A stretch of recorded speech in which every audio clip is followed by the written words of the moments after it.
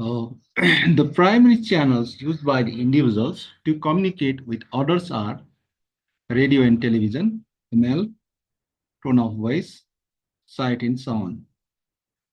Radio and television is not primary channels.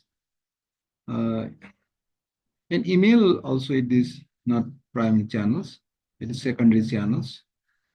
Tone of voice is in one case it's the primary, but in option B, tone of voice means sound and also another side. So best option is option B.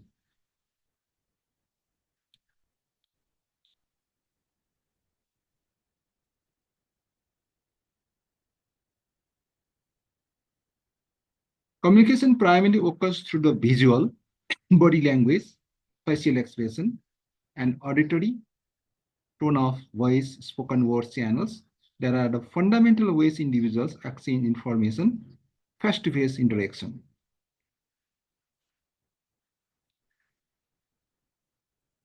Thanks for watching and request you all like, comment, share, and subscribe. Thank you for patience. That is now bye-bye.